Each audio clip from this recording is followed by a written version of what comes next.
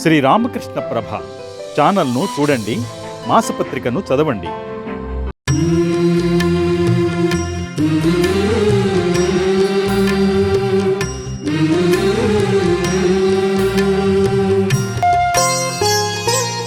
శుభప్రదమమ్మ నీ అవతరణం, నీ పిల్లలం తల్లి నీ దాసులం.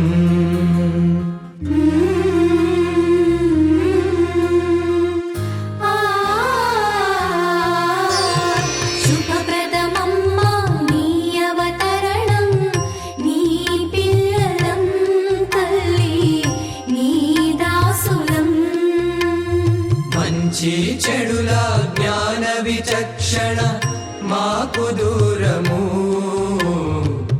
నీ కృపతో చేయుమమ్మా మమ్ము పావనం. మంచి చెడుల జ్ఞాన విచక్షణ మాకు దూరము, నీ కృపతో చేయుమమ్మా మమ్ము పావనం. శుభప్రదమమ్మ నీ అవతరణం, నీ పిల్లలం తల్లి నీ దాసులం.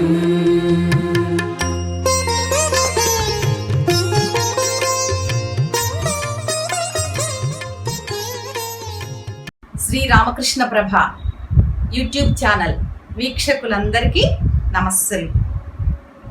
దేవీం ప్రసన్నాం ప్రణతార్తిహంత్రీం యోగీంద్ర పూజ్యాం యుగధర్మపాత్రీం తాం శారదాం భక్తి విజ్ఞానదాత్రీం దయాస్వరూపాం ప్రణమామి నిత్యం.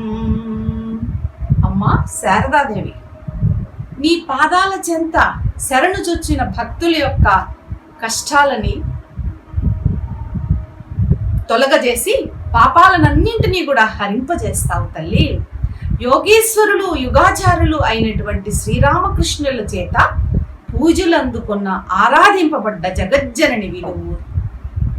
కాళీ పూజ సందర్భంగా రామకృష్ణుల వారు అమ్మవారిని సాక్షాత్తు జగజ్జననిగా షోడశీ పూజ ద్వారా ఆరాధిస్తారు కదా, అది చెప్తున్నారు ఇక్కడ.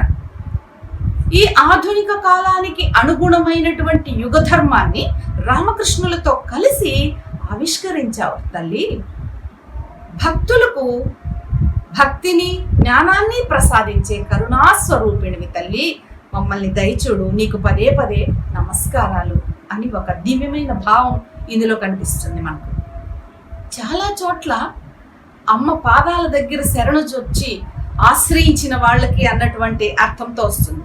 ఇది అమ్మ పట్లనే కాదు, ఎక్కడైనా సరే ఒక దైవం పట్ల మనకున్న ఆరాధనా భావాన్ని, అత్యంత గౌరవప్రదమైనటువంటి మనస్సుని, ఒక సమర్పణ భావాన్ని తెలియజేసేటప్పుడు చాలా అద్భుతంగా ఆ భావన మనకి అట్లాగే మనసుకి హత్తుకుంటుంది. సామాన్యంగా భక్తిలో ఉన్నటువంటి షడంగాలు చెప్తారు భక్తి శాస్త్రాలలో. వాటన్నింటిలో కూడా ఆ నమస్కారం అన్నది చాలా ప్రధానమైనది. నీ గృహాంగణ భూమి నిటలంబు మోవంగ మోదించి నిత్యము మొక్కడేని అంటూ పోతన గారు కూడా భాగవతంలో అంటారు. ఈ ఫాల భాగము భూమికి ఆంచి తగిలేటట్లుగా ప్రణామం, సాష్టాంగ నమస్కారాలు సమర్పించడం అన్నది చాలా గొప్ప సంస్కృతి, సంస్కారం. అది చెప్తున్నారు ఈ శ్లోకంలో.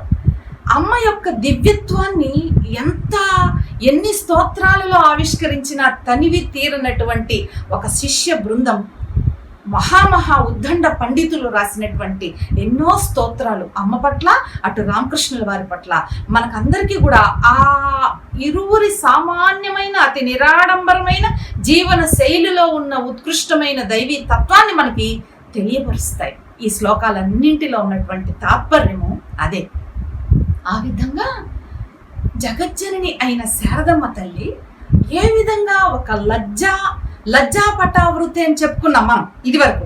ఆ లజ్జ అనేటువంటి మేలి ముసుగులో తనకు గురుదేవుల పట్ల ఏ విధమైన ఆధిక్య భావము, నాకు స్వతంత్రత ఉంది, నాకు హక్కు ఉంది అని ముందుకు వెళ్ళి చొచ్చుకొని పోయి వెళ్ళి చేసేటువంటి సేవలు చేసేటువంటి ఆ భావన అవన్నీ లేకుండా కూడా ఎంతో అవినయంగా 13 సంవత్సరాలు అస్సలు తాను ఎక్కడ ఉంటున్నదో కూడా తెలియకుండా ఆ దక్షిణేశ్వరంలో అంత మరుగున ఉండి భూమి కన్నా సహన శక్తితో వినమ్రతతో ఎంత గొప్పగా ఆ తల్లి సేవించుకుందో చెప్పలేం. దీనిని ఆదర్శంగా తీసుకోమంటారు స్వామి వివేకానంద. స్త్రీమూర్తులందరిలో కూడా ఈ ఉన్నత గుణాలు విరాజిల్లాలి. ఈ సహనం, అన్నింటినీ సదా క్షమిస్తూ ఉండేటువంటి ఆ క్షమాగుణం, అన్నింటినీ ఆప్యాయంగా అక్కున చేర్చుకునేటువంటి ఒక మాతృత్వ భావన, అన్నిటికంటే ముఖ్యంగా ఇది మాతృత్వం చిట్ట చివరి తత్వము అంటారు గురుదేవులు కూడా, రామకృష్ణుల వారు కూడా. ఇంకొక విషయము, మనకు శారీరకంగా జన్మించినటువంటి సంతానం మాత్రమే సంతానం అనిపించుకోరు. మహనీయుల విషయంలో వాళ్ళ యొక్క మాతృత్వ భావన చాలా విస్తృత పరిధిలో ఉంటుంది. అది సొంత సంతానాన్ని, స్వీయ సంతానాన్ని దాటి సమాజాన్ని, దేశాన్ని, శారదమ్మ విషయంలో అయితే అస్సలు క్రిమి కీటకాలని, పక్షులని, వృక్ష సమస్తమైనటువంటి జీవరాశిని కూడా అమ్మ అంత ప్రేమగా అక్కును చేర్చుకొని జగజ్జనని స్వరూపంగానే విరాజిల్లింది ఆ తల్లి. అంతటి మహత్వపూర్ణమైనటువంటి చరిత్ర మన శారదమ్మ తల్లిని. దక్షిణేశ్వరంలో ఉన్న రోజులప్పటి నుంచి కూడా అమ్మ ఒక బాధ్యత చేపట్టారు. ఏమిటి ఆ బాధ్యత అంటే, రామకృష్ణుల వారు ఏ ప్రయోజనం కోసము, ఏ అవతార లక్ష్యం కోసము అవతరించారో, ఒక ధర్మాన్ని పరిఢవిల్ల చేయడానికి, సనాతన ధర్మాన్ని, ఒక సన్యాస ఆదర్శాన్ని వ్యవస్థీకృత రూపంలో సంస్థాగత వ్యవస్థగా రూపొందించడానికి అని చెప్పుకున్నాం కదా మనము. ఆ విధమైనటువంటి సన్యాస సంఘానికి అసలైనటువంటి అధ్యక్షురాలు, అసలైనటువంటి నాయకురాలు మన శారదమ్మ తల్లి. ఎంత గొప్ప విషయం అండి! ఇంత గొప్ప సన్యాస సంఘాన్ని, అద్వితీయమైనటువంటి సంఘాన్ని ముందుకు నడిపించిన తల్లి మన శారదమ్మ. అది మనం ఇది వరకు కూడా ఎంతో చెప్పుకున్నాం ఆ విషయాలన్నీ కూడా. అట్లాగా దక్షిణేశ్వరం రోజుల్లోనే వీళ్ళందరి బాధ్యత నేను వహిస్తాను అని చెప్పినటువంటి తల్లి. అందుకని గురుదేవులు కాశీపూర్లో తాము చాలా అస్వస్థతగా ఉన్నప్పుడు, గొంతులో క్యాన్సర్ వ్యాధితో చాలా బాధపడుతున్నప్పుడు అక్కడ శిష్యులందరికీ చాలా గొప్పగా తర్ఫీదు ఇవ్వడము, శారదమ్మను కూడా ఈ అవతార కార్యక్రమానికి సన్నద్ధం చేయడం, ఇవన్నీ మనం చూస్తాం. అవతార కార్యక్రమం యొక్క మిగతా కార్యరంగానికి అంతా కూడా గొప్ప ఇదిగా శారదమ్మను సిద్ధం చేసి వారు నిష్క్రమిస్తారు ఈ లోకం నుండి. ఆ దుఃఖాన్ని తట్టుకోలేక తల్లి చాలా విలవిలలాడిపోతారు. అంతే కదా, తనను శిష్యురాలిగా, కూతురిగా, స్నేహితురాలిగా ఎంతో అనుంగు ఒక చాలా అనుసరించుకొని ఉండేటువంటి గొప్ప అనుచరురాలులాగా, ఎన్ని రకాలుగా, ఆఖరికి తల్లిలాగా కూడా ఉన్నటువంటి విచిత్రమైన పవిత్రమైన బంధం కదా వాళ్ళిద్దరిది. తట్టుకోలేకపోతుంది శారదమ్మ తల్లి. ఎంత అక్కడున్న అందరూ కూడా విచలితులైపోతారు. ఎంతో బాధ కలుగుతుంది అందరికీ కూడా. తేరుకోలేనంతటి తీవ్ర దుఃఖంలో మునిగిపోతారు. అయినప్పటికీ ఆ గురుదేవులే చెప్పుంటారు తన నిర్యాణం తర్వాత జరగబోయే పరిస్థితులన్నీ కూడా. వీళ్ళందరికీ కూడా ఏం చెయ్యాలో తోచకుండా అక్కడ కాశీపూర్ ఉద్యాన గృహంలో ఉండగా గృహస్థ శిష్యులు భరిస్తూ వచ్చారు ఈ ఖర్చులన్నింటినీ కూడా. అది చాలా పెద్దది కావడంతో సురేంద్రనాథ్ మొదలైన గృహస్థ భక్తులందరూ కూడా అద్దె మొదలుకొని వైద్య ఖర్చులు, ఇంత మందికి భోజన వ్యవహారాలు, ఇవన్నీ కూడా. ఎప్పుడైతే గురుదేవుల నిర్యాణం జరిగిందో అప్పుడు చాలా మార్పులు చోటు చేసుకున్నాయి పరిస్థితులన్నింటిలో కూడా. ఇంకా మీ ఇళ్ళకు మీరు వెళ్ళిపోండి, గురుదేవులు ఇంకా లేరు కదా అన్నట్లుగా చెప్తారు. ఇది అందరికి నచ్చదు. ఎందుకంటే వాళ్ళన్నీ వదిలేసి వచ్చారు. కుటుంబము, బంధాలు, చదువు, ఉద్యోగం, ఐశ్వర్యం అన్నీ వదిలేసి ఒక సర్వసంగ పరిత్యాగ భావనతో వచ్చి గురుదేవుల దగ్గర శిక్షణ పొందారు కదా. తిరిగి ఎలా వెళ్ళగలరు వాళ్ళు? కానీ వెళ్ళవలసి వచ్చింది. కొద్దిమంది అలా వెళ్ళారు, కొద్దిమంది తీర్థయాత్రలకు వెళ్ళారు. ఇలాగుంది పరిస్థితి. ఇట్లా ఉండగా గురుదేవుల నిర్యాణం తర్వాత గురుదేవుల అస్థికల్ని తీసుకొచ్చారు. గురుదేవుల అస్థికల్ని ఒక కలశంలో తీసుకొచ్చినప్పుడు ఈ అస్థికలున్న కలశాన్ని తీసుకువెళ్ళి రామచంద్ర దత్త అప్పటికే కాంకూర్ గాచి అన్న చోట ఒక చక్కని ఉద్యాన గృహాన్ని కలిగి ఉన్నాడు. అక్కడ ప్రతిష్టాపన చేసి ఒక గురుదేవులకు ఒక గుడి నిర్మించాలి అని తలచారు అందరూ కూడా, గృహస్థ శిష్యులు, రామచంద్ర దత్త మొదలైన వాళ్ళు. అయితే రామకృష్ణానంద స్వామి మిగతా వాళ్ళందరూ కూడా సన్యాసి శిష్యులు దీనికి చాలా వ్యతిరేకత చూపిస్తారు. అలా వద్దు, ఇందులో చాలా భాగం తీసి పక్కకు పెట్టి శారదమ్మ తల్లి ఈ గృహాన్ని అందరూ వదిలేసి వెళ్ళిపోయేటప్పుడు బలరాం బోసు ఇంట్లో ఉంటారు కొద్ది కాలం. బలరాం బోసు ఎంత గొప్ప గృహస్థ భక్తుడో శిష్యుడో కదా మనకు అందరికీ తెలిసిందే. చాలా కాలము అమ్మ అక్కడ ఉండేవారు, నివసించేవారు. అలాగా అమ్మతో పాటు ఈ అస్థికల కలశంలోంచి ఎక్కువ భాగాన్ని తీసి అక్కడి పంపుతారు. తర్వాత కాలంలో గంగా తీరంలో ఒక చక్కని అద్భుతమైన మందిరాన్ని నిర్మించాలని అప్పుడు అనుకున్నారు. చేతిలో చిల్లి గవ్వలేనటువంటి ఆ అపురూపమైన సన్యాస శిష్య బృందం అంతా కూడా. అయితే అది ప్రపంచాన్ని ఆకర్షించేదంతటి దివ్యాది దివ్యమైన గొప్ప మందిరంగా తర్వాత కాలంలో రూపుదిద్దుకుంది కదా బేలూరు మఠం, ఇప్పుడు మనం చూస్తున్నటువంటి ఆ మఠం. అలాగా ఈ అస్తులలో కొద్ది భాగాన్ని కాంకూరు గాచికి కృష్ణాష్టమి రోజున తరలించారు. శశి మహారాజ్ రామకృష్ణానంద స్వామి ఎంతగా గురుదేవుల్ని సేవించుకున్నాడో అస్సలు మహాశ్చర్యకరమైనటువంటి రామకృష్ణ సంఘ చరిత్రలోనే ఒక ఉజ్వలమైన ఘట్టం. రామకృష్ణానంద స్వామి గురుదేవుల్ని సజీవంగా ఉన్నారన్న భావనతో ఒక్క రోజు కాదు, ఒక్క పూట కూడా గురుదేవుల్ని వదిలిపెట్టకుండా, గురుదేవులంటే అక్కడ ఉన్నటువంటి అవశేషాలు, గురుదేవుల యొక్క చిత్రపటం, దానినే సజీవంగా భావిస్తూ అందరిలో ఎంతో గొప్పగా వారు ఇంకా సజీవంగా మన మధ్య ఉన్నారు అనేటువంటి స్ఫూర్తిని రగిలిస్తూ ఎంతో గొప్ప సేవ చేశారండి రామకృష్ణానంద స్వామి. అటువంటి రామకృష్ణానంద స్వామి భుజాల మీద మోసుకొని కాంకూరు గాచికి తీసుకువెళ్తారు ఆ కలశాన్ని. తర్వాత ఇక్కడున్న కలశం తర్వాత ఎప్పుడో వివేకానంద స్వామి చికాగోలో విజయ్ దుందుబి మోగించి అంత వేదాంత ప్రచారం అంతా అయిన తర్వాత మళ్ళీ వచ్చిన తర్వాత ఇక్కడ బేలూరు మఠం స్థాపించడము, స్థలం కొనడం అవన్నీ జరుగుతాయి. అప్పుడు అక్కడ ప్రతిష్టాపన చేస్తారు. ఈ శిష్యులు అందరూ ఇలా మాట్లాడుకునేటప్పుడు అమ్మ చాలా బాధపడతారు. గోలాబ్ మాతో అంటారు, గోలాబ్ చూడు, అంతటి మహాపురుషుణ్ణే మనం కోల్పోయాము, ఇది చూడు వీళ్ళందరూ ఆ అస్థికల కోసం ఎలా మాట్లాడుకుంటున్నారో, ఎలా గొడవ పడుతున్నారో. అప్పుడు అందరికీ సర్ది చెప్పి స్వామి వివేకానంద, అప్పటికి నరేనే కదా, ఆ నరేను అందరికీ సర్ది చెప్తాడు. ఇట్లా దుఃఖాతిశయంతో ఉన్న అమ్మ ఆ దుఃఖం నుంచి తేరుకోవడానికి బృందావనము, కాశీ మొదలైన పుణ్యక్షేత్రాలన్నీ తీర్థయాత్రలకి వెళ్ళడానికి శిష్యులందరూ కూడా ఏర్పాటు చేస్తారు. అమ్మతో పాటు మహేంద్రనాథ్ ఎక్కడైతే రామకృష్ణుల యొక్క గొప్ప దివ్య చరిత్రని కథామృతంగా రాశారో ఎవరైతే, వారి సతీమణి నికుంజాదేవి, తర్వాత యోగిను, కాలాంతరంలో యోగానంద, స్వామి యోగానంద, గోలాబ్మ, వీళ్ళందరూ కూడా తీర్థయాత్రలకి బయలుదేరి వెళ్తారు. అయితే కాశీ క్షేత్రంలో ఒక 4 రోజుల పాటు ఉన్న తర్వాత అమ్మ బృందావనం వెళ్ళినప్పుడు ఎడతెగని దుఃఖం లోపల నుంచి పొంగి పొరలి వస్తోంది అమ్మకి. కాశీపూర్లో ఉండగానే గురుదేవుల నిర్యాణం అవుతూనే తన సుమంగళితనాన్ని అంతా తెలియబరిచేటువంటి చిహ్నాలైన ఆ బంగారు గాజులు, తెల్లటి చీరకి ఎర్ర అంచు ఉండగా ఆ అంచునంతా చించేసి ధరించుకోవాలని రూమ్లోకి వెళ్తారు అమ్మ గదిలోకి. అప్పుడు తెల్లటి చీరని బలరాం బోస్ తెచ్చిస్తాడు. గోలాబ్ వెలువెళ్ళాడిపోతుంది, అయ్యో అమ్మకి నేను నా చేత్తో ఎలా ఇచ్చేది ఈ చీర అని. కానీ అక్కడ గురుదేవులు కనపడి, ఏం పని చేస్తున్నావు, నేను ఎక్కడికి వెళ్ళాను అనుకుంటున్నావు, నేను ఎక్కడికి వెళ్ళలేదు అని ఎప్పుడు గురుదేవులు తర్వాత కూడా శారదమ్మ తల్లి అల్లకల్లోలమైన మనసుతో బాధతో విచలితమై ఉండేటప్పుడు ఆ దర్శనం అన్నది గురుదేవులు ఇస్తూ వచ్చారు అమ్మకి. దాంతో ఆ ఉపశమనం కలిగేది అమ్మకి. ఇక్కడ కూడా బృందావనంలో అలా తల్లడిల్లిపోతున్నప్పుడు ఇదే విధంగా దర్శనమిస్తారు గురుదేవులు.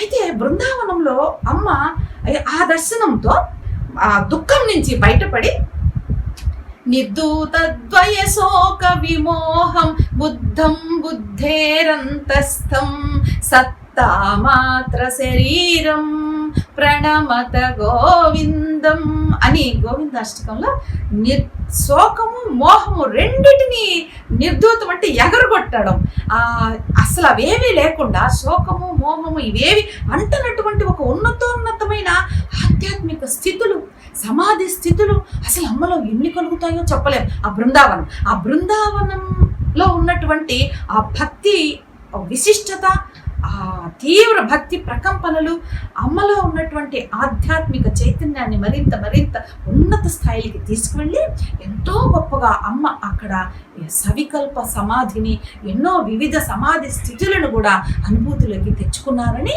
అటు యోగిమ్మ ఇటు యోగానంద స్వామి వీళ్ళందరూ కూడా తర్వాత కాలంలో చెప్తారు. అంత ఉన్నతోన్నతమైన ఆధ్యాత్మిక స్థితులని అనుభూతం చేసుకున్న అమ్మ బృందావనం నుంచి తర్వాత తిరిగి వస్తారు. కృపాం కురు మహాదేవి సుతేషు ప్రణతేషు చ చరణాశ్రయదానేన కృపామయీ నమోస్తుతే. అమ్మా, నీ చరణాల వద్ద ఆశ్రయించిన మమ్మల్ని అందరినీ నీ దయతో అనుగ్రహించు తల్లి. నీ బిడ్డలమైన మా పట్ల కరుణను భక్తి జ్ఞానాలని ప్రసరింపజేయి తల్లి. స్వామి అభేదానంద రాసినటువంటి దివ్యమైన స్తోత్రంలోని ఒక శ్లోకం ఇది. అమ్మలోని దివ్యత్వము ఒక సన్యాస శిష్యుడు అమ్మ 40వ సంవత్సరంలో ఉండగా వర్ణిస్తాడు. ఒక సుకుమారమైన కన్యలో ఉన్నటువంటి ఆ లాలిత్యము, ఆ ముగ్ధత్వము అమ్మలో ఉండేవి. అంతేకాదు, అమ్మలో ఏదో ఒక అలౌకికమైన దివ్య తేజస్సు, కరుణ, చెప్పలేనటువంటి ఆ మాతృత్వం భావన అన్నీ కలగలిసి అలాగా ప్రసరించేవి. ఆ తల్లి సమక్షంలోకి వచ్చిన వాళ్ళందరూ కూడా ఆహా, ఈమె నా తల్లి అని అనుకునేటంతగా అమ్మలో, అమ్మ చుట్టూ ఉన్నవాళ్ళు, అమ్మ సమక్షంలో ఉన్నవాళ్ళు ఖచ్చితంగా ఆ దివ్యత్వాన్ని అనుభూతి చెందేవాళ్ళు అని రాస్తారండి. బాబురాం తల్లి తర్వాత వారే మనకి ప్రేమానంద అని చెప్తారు కదా స్వామి. ప్రేమానంద స్వామిని రాధాదేవి అంశగా చెప్తారు గురుదేవులు. సామాన్యం కాదు. అటు వాళ్ళ అమ్మగారు మాతంగినీదేవి కూడా గురుదేవుల యొక్క శిష్యురాలు. వీళ్ళ సొంత గ్రామమైనటువంటి ఆంట్పూర్ రామకృష్ణ చరిత్రలో కూడా చాలా ప్రసిద్ధి చెందినది. అక్కడికి సన్యాస శిష్యులందరూ వెళ్ళి చాలా తీక్షణంగా అక్కడ అగ్ని రగిలింపజేసి గొప్పగా సంకల్పం చేసుకుంటారు. తాము ఈ సన్యాస మార్గం వీడకూడదు అన్నటువంటి ఒక సంకల్పాన్ని కూడా. అటువంటి ప్రాధాన్యత వహించినటువంటి తల్లి ఆ తల్లి మాతంగినీదేవి. ఆమె అంటుంది, అమ్మా, చూపుల్ని ఆకట్టుకునేటువంటి ఇంత చక్కటి అందము, మనసుని ఆకర్షించే తీయదనాన్ని వర్షించే ఇంత గొప్ప మనస్సు ఎలాగమ్మా మీరు సొంతం చేసుకున్నారు అని ఎంతో ముగ్ధురాలై పొంగిపోతూ అడుగుతుంది. ఇట్లా ఎన్నో ఉన్నాయండి. అసలు శిష్యులందరూ అక్కడ అమ్మ సమక్షంలో ఉన్న సాధారణమైన భక్తులు, సాధారణ జనులు అందరూ కూడా అది ఏంటి అంటే అక్కడ వర్ణిస్తారు. అమ్మలో సాధారణమైన ఆ స్థితిగతులు అందచందాలే కాకుండా ఒక సూక్ష్మాతి సూక్ష్మమైన చాలా లోతైనటువంటి ఆ ఆత్మ సౌందర్యము, ఆ గాంభీర్యము అక్కడ ప్రస్ఫుటమయ్యేవి. అమ్మలో నుంచి ఆ భావ తరంగాలు అలా వచ్చి వెల్లుల ముంచెత్తి వేసేది. ఎందుకు అమ్మ దక్షిణ భారతదేశంలో పర్యటనకు వచ్చినప్పుడు స్వామి రామకృష్ణానంద ఎంతో గొప్పగా ఎన్ని ఏర్పాట్లు చేస్తారు కదా. అక్కడ కన్నడ దేశం బెంగళూరు ఇట్లాంటి చోట్ల వెళ్ళినప్పుడంతా కూడా అమ్మ అలా కూర్చుంటే అయ్యో నేనేమి మాట్లాడలేకపోతున్నానని అమ్మ బాధపడేవారు. కానీ అందరూ ఏమనేవారంటే, అమ్మా ఎందుకమ్మా మాటలే అవసరం లేదు తల్లి, మిమ్మల్ని చూస్తుంటేనే మనసుకు ఏదో తెలియని ప్రశాంతత, ఆనందం, అబ్బా అసలు వర్ణించలేం. భక్తులు చెప్పేటువంటి ఆ అమ్మలో ఉన్నటువంటి ఆ దివ్యత్వం ఎంత గొప్ప విషయం అండి. ఎటువంటి జగజ్జనని నిజంగా అదే చెప్తారు. అమ్మకై అమ్మ తెలియజేస్తే తప్ప ఆ దివ్యత్వము ఎవరు తెలుసుకోలేరు అని స్వామీజీలందరూ కూడా చెప్తారు. మన తపస్యానంద స్వామి అంటారు, దక్షిణేశ్వరంలో అమ్మ పడినటువంటి ఆ కష్టాలు, ఎంత అసౌకర్యాలను కూడా భరిస్తూ అమ్మ చేసినటువంటి ఆ సేవ, అమ్మలో ఉన్నటువంటి ఆ ఉన్నతమైనటువంటి ఆ దివ్యత్వము అందరూ తెలుసుకోలేకపోతున్నారు. అది అందరికీ కూడా అవగాహనకి రాదు ఆ కష్టాలు పడి పడి పడి పడి ఆ సహనంతో ఎంత సేవ చేశారో ఆ సేవే ఒక సాధనగా, ఉత్కృష్టమైన భక్తిగా, ఉన్నతోన్నతమైన యోగ స్థితులకు తీసుకెళ్ళింది కదా అమ్మని. అంత గొప్ప మహనీయమూర్తి అమ్మ. ఈ కాలానికి అనుగుణమైనటువంటి దివ్య లక్షణాలు ఏవైతే ఉన్నాయో అది ముఖ్యంగా మనం తెలుసుకోవాల్సింది అమ్మ చరిత్రలో. ఎందుకో అమ్మ అవతరించడం వెనకల ఉన్నటువంటి ఉద్దేశం ఏమిటి?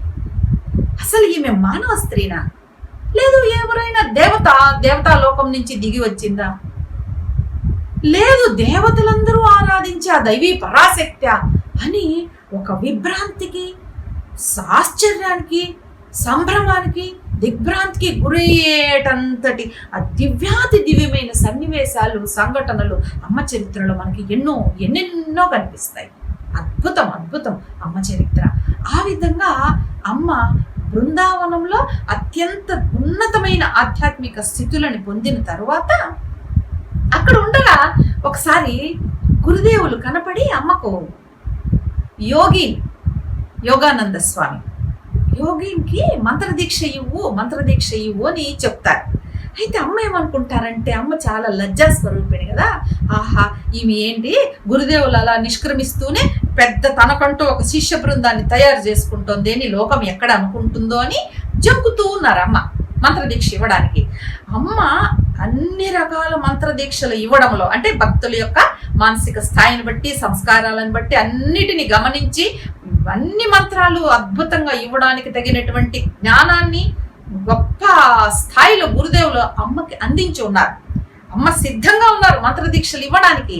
అమ్మ అవతార ప్రయోజనంలో ముఖ్యమైనవి ఈ 2 ప్రధానం. ఏవి?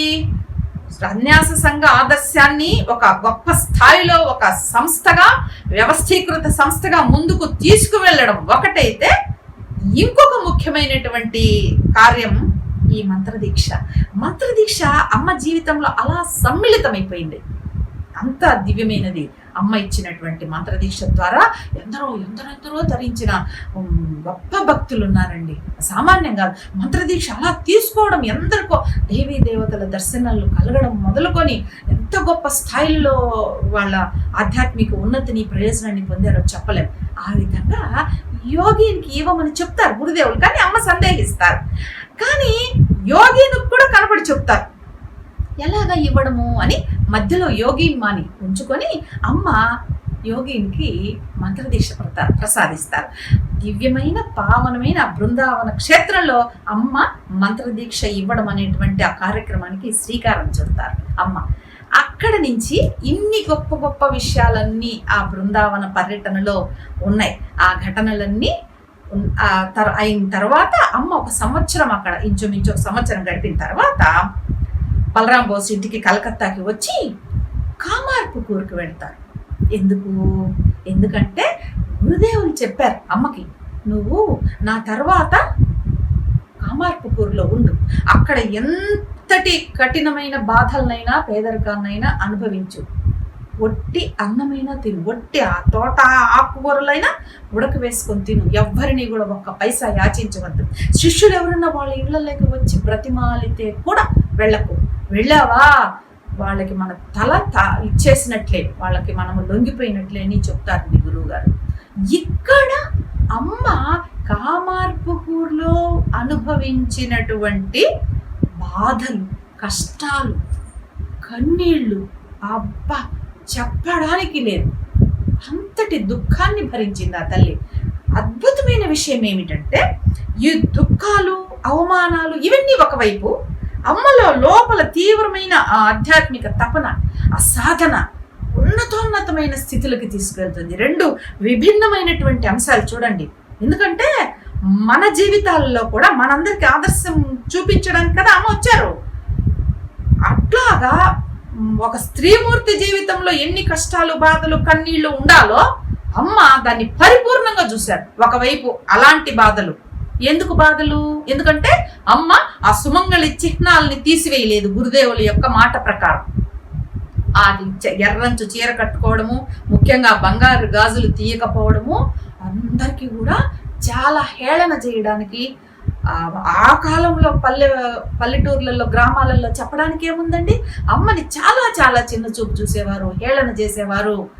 ఎంత ఎగతాళి చేసేవారో, చులకనగా చూసేవారు. అటువంటి బాధలన్నింటిలో కూడా ప్రసన్నమయ్యి అని గురుదేవులు బాల్యం నుంచినే గురుదేవుల్ని దైవ స్వరూపంగా భావించింది ఆ తల్లి. ఇంకొక స్త్రీమూర్తి ధని. గురుదేవులు మొట్టమొదట భూమి మీద పడ్డప్పుడు ఆ తల్లే కదా ఆ పురుడు పోసింది అమ్మకు, చంద్రమణి దేవికి. అద్భుతంగా ఉంటుంది కామార్పుకూరులో ఇప్పటికీ కూడా ఆ మందిరంలో పైన చిత్రపటం ఉంటుంది. ఆ ధని పక్కన ఉండడము, అమ్మ పక్కన ఉండడము, గురుదేవులు అలా పుడుతూనే అక్కడ బూడిదలకి, పొడి దగ్గర ఉన్న బూడిదలకి దొర్లుకొని మొత్తం ఒళ్ళంతా విభూతి పూసుకున్నటువంటి శివస్వరూపంగా అద్భుతంగా కనిపించడము.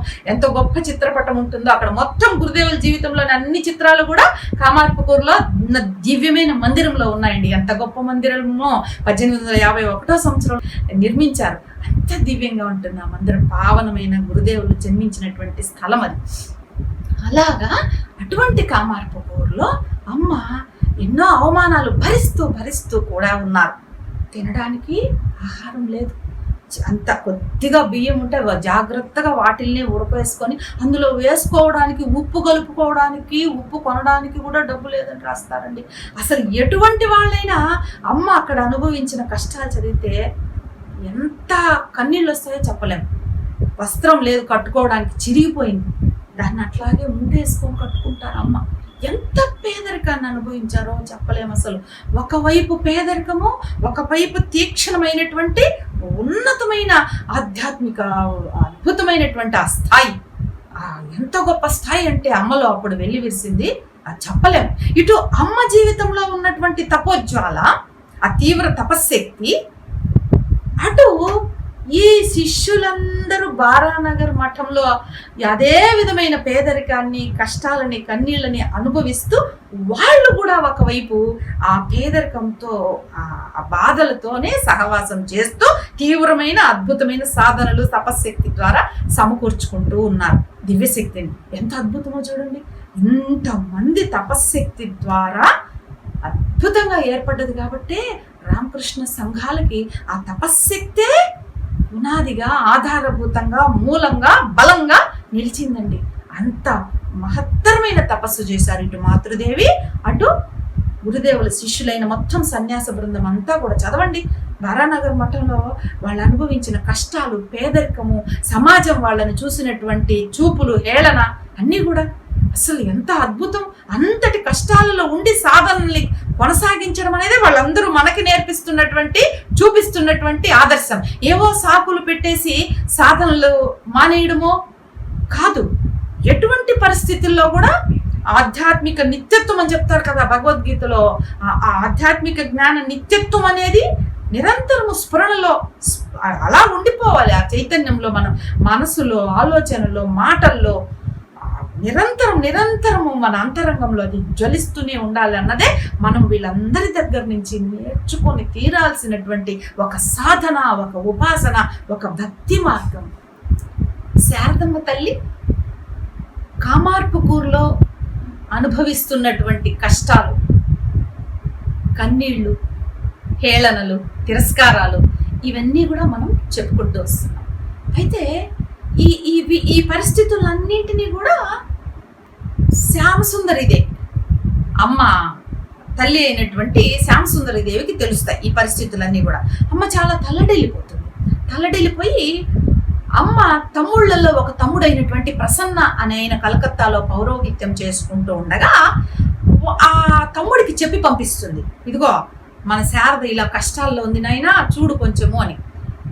అతను వెంటనే దక్షిణేశ్వరం ఆలయ నిర్వాహక కమిటీ వాళ్ళ దగ్గర, సిబ్బంది వాళ్ళ దగ్గరికి వెళ్ళి నిర్వాహకుల దగ్గరికి అడుగుతారు. అక్కడ ఉన్నది ఎవరు? గురుదేవుల యొక్క అన్న కుమారుడైన రామ్లాలు, వీళ్ళందరూ ఉన్నారు కదా అక్కడ. రామ్లాలే చేసినటువంటి పని ఏమిటంటే గురుదేవులకి నెలకు 7 రూపాయలు, అప్పట్లో ఎక్కువే కదండి, ఇస్తూ ఉన్నారు. ఆయనకి పౌరోహిత్యం చేసిన దానికి ఒక జీతంలాగా. దానిని ఆపు చేయించేశాడు. అవసరం లేదు, గురుదేవులు లేరు, ఆమెకి భక్తులందరూ, శిష్యులందరూ చాలా బాగా చూసుకుంటున్నారు అని చెప్పి కావాలని చెప్పి ఆపేస్తాడు ఈ రామ్లాల్. అమ్మకు తెలుస్తుంది ఈ సంగతి. పోతే పోయింది, అంతటి మహాపురుషుణ్ణే, మహానుభావుణ్ణే పోగొట్టుకున్నాం, అది ఉంటే ఎంత పోతే ఎంత అంటారు అమ్మ, అంతే కదా. అలాగా అక్కడ నుంచి రావాల్సిన సహాయం ఏమీ రాదు. పాపం స్వామీజీ కూడా వెళ్ళి ఎంతో ప్రయత్నం చేస్తారండి. ఆ యాజమాన్యంతో మాట్లాడి అమ్మకి ఇది రావడానికి కోసం అని చెప్పి చాలా ప్రయత్నం చేస్తారు. ఎందుకంటే ఈ సన్యాస శిష్యుల దగ్గర కూడా ఏమీ లేదు, వాళ్ళకి కూడా కట్టుకోవడానికి వస్త్రమే లేదు. అందరికీ కలిపి ఒకటే, బయట వెళ్తే అదే కట్టుకో రావాలి. ఎన్ని కష్టాలు పడ్డారండి. సరే, తర్వాత ఈ పరిస్థితులన్నీ కూడా ఈ ప్రసన్న తమ్ముడు ఉన్నాడు కదా, గోలాప్మాకి చెప్తాడు, మీరందరూ భక్తులు ఉన్నారు, శిష్యులు ఉన్నారు, ఇంతమంది కలకత్తాలో, అక్కడేమో ఆ అమ్మ శారదమ్మ మా అక్క అన్ని కష్టాలు పడుతోంది అని చాలా తీక్షణంగా చెప్తాడు. అంతే గోలాప్మ చాలా బాధపడిపోయి, అయ్యో ఇంత ఇదిగా ఉంది అమ్మ పరిస్థితి అని నాకు తెలియదే అని కూర్చొని భక్తులందరి యొక్క సలహాతో ఒక చక్కగా ఆవేదనాపూరితంగా ఒక జాబు రాస్తుంది ఆ తల్లి. గోలాప్మ ఎంత గొప్ప ఉన్నతమైన ఆధ్యాత్మిక సాధకురాలు కదా, అమ్మకి ఎంత సంరక్షకురాలిగా ఉండిందో చెప్పలేము. ఎంత దివ్యమైన అద్భుతమైన సేవ చేశారో వీళ్ళందరూ కూడా. అమ్మ జీవితంతో పాటు వీళ్ళందరి జీవితాలు ఎంత ఉన్నతమైనవండి. అటు లక్ష్మీదేవి గురుదేవుల యొక్క అన్న కుమార్తె మన ఈ రామ్లాలు, లక్ష్మి, శివరాము, వీళ్ళందరూ, వాళ్ళలో శివరాంకి అమ్మ అంటే ఎంత ఇష్టమో అట్లా ఈ లక్ష్మి కూడా అమ్మతో చాలా కాలం దక్షిణేశ్వరంలో నివసించినటువంటి దివ్యమైన సాధకురాలు ఆ తల్లి కూడా. ఒక గోలాప్మ, ఒక గోపాలేర్మ, వీళ్ళందరి చరిత్రలు ఎంత అద్భుతమో. వీళ్ళందరూ ఒక ప్రాచీన భారతదేశం యొక్క తీవ్రమైన ఆరాధనా తత్వానికి నిదర్శనం అని చెప్తారు కదా స్వామీజీ. నివేదిత వీళ్ళందరూ వాళ్ళని కలిసి వస్తున్నప్పుడు అందరూ పొంగిపోతారు గోపాలేర్మని చూసినప్పుడు. గోపాలేర్మకు సాక్షాత్తు కృష్ణ భగవానుడే ఆమెను తల్లిగా భావించి ఎన్ని లీలలు చేస్తాడు.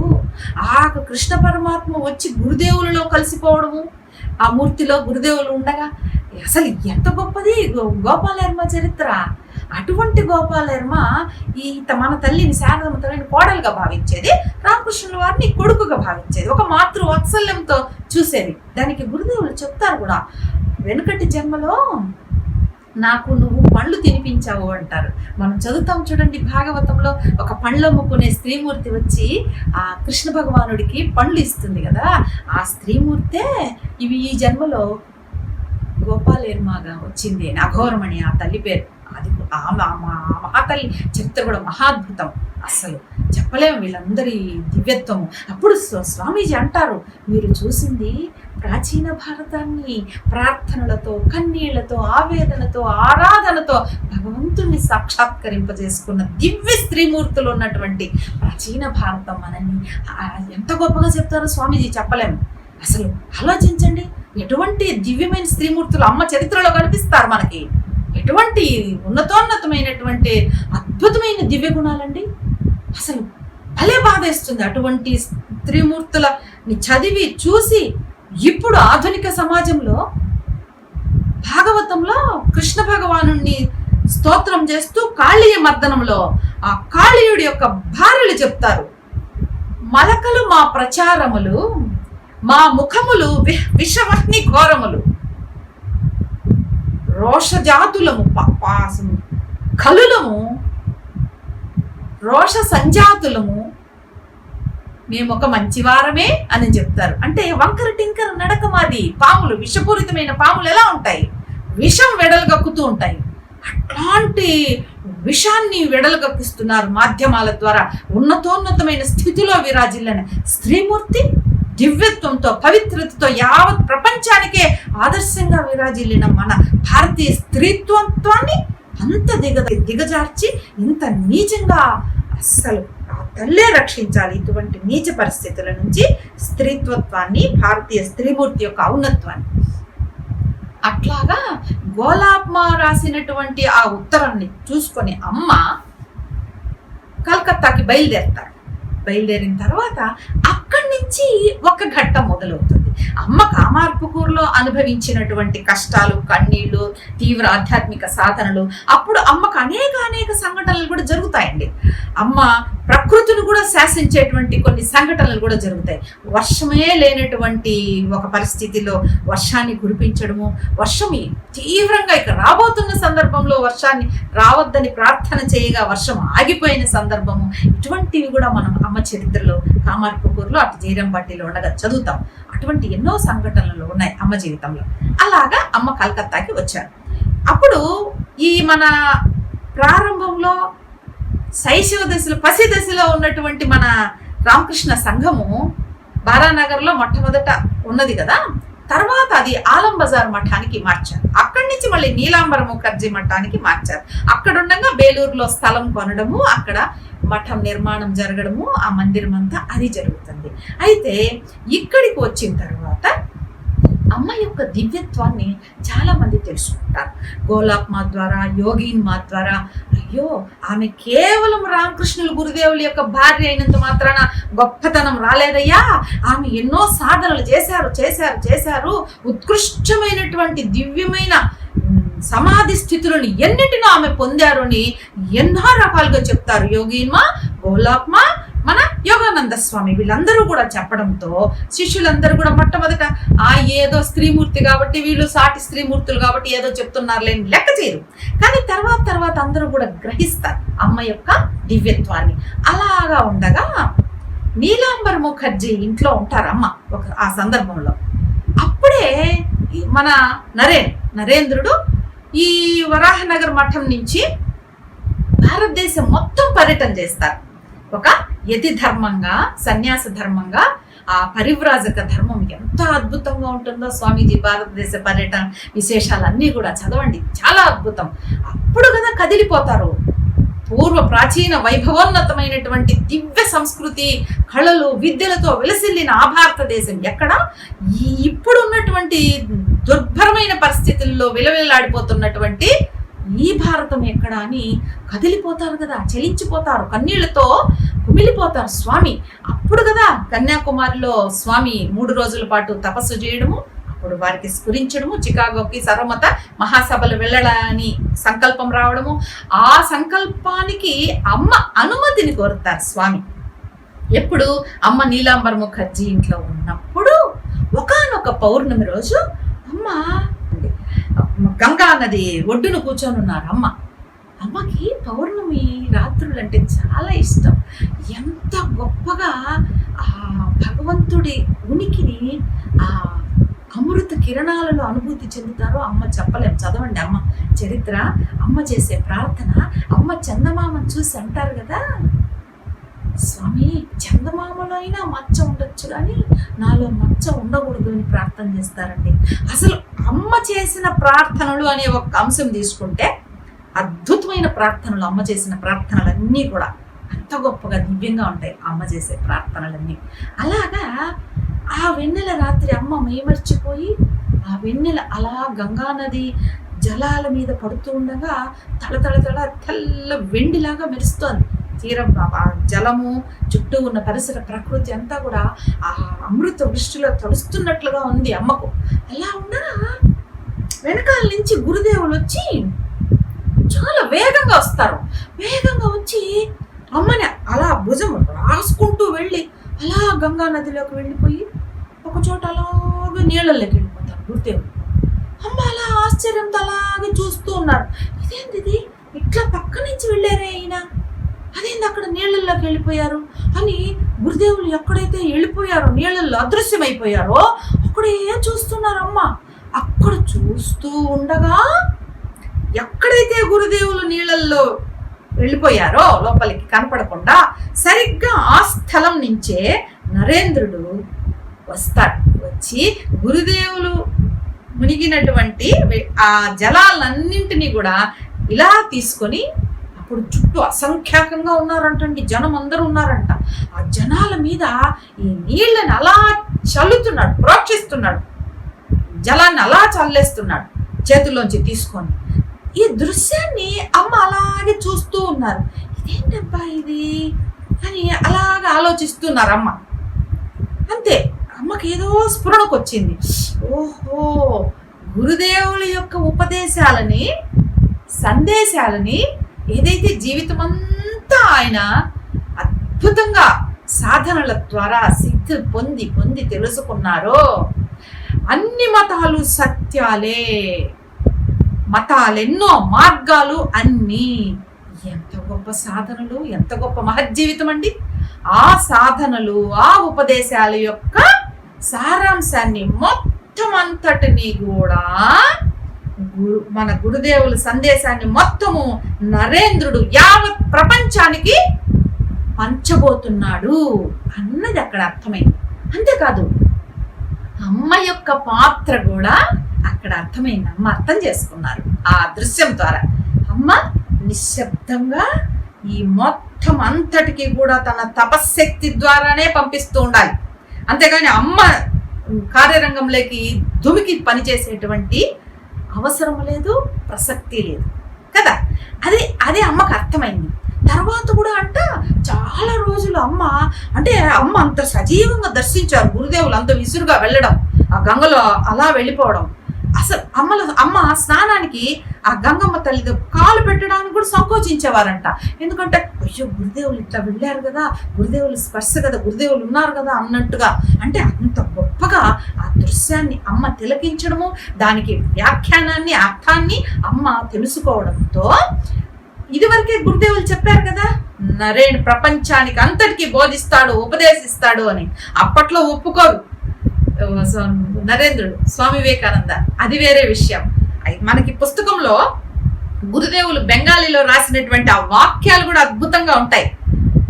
బెంగాలీలో రాస్తారు, ప్రపంచానికి ఉపదేశిస్తాడు, సందేశాలు ఇస్తాడు, సత్యాన్ని మొత్తం ప్రపంచమంతా చాటి చెప్తాడు అని అంటారు. అది అక్షరాలన్నీ కూడా ఉంటాయండి మనకి పుస్తకంలో. అంత అద్భుతమైన విషయాన్ని అమ్మ గ్రహించి ఎప్పుడైతే నరేంద్రుడి నుంచి ఉత్తరం వచ్చిందో, ఎక్కడికి ప్రపంచ సర్వమత మహాసభల్లో పాల్గొనడానికి అమ్మ అనుమతిని ఇమ్మని కోరుతూ వచ్చింది ఉత్తరం. వెంటనే దానికి చక్కగా అమ్మ గొప్ప ఆశీస్సులు అందజేస్తూ నరేంద్రుడిని పంపించారు పాల్గొనమని. జై స్వామి వివేకానంద, జై శారదామాత, జై శ్రీరామకృష్ణ.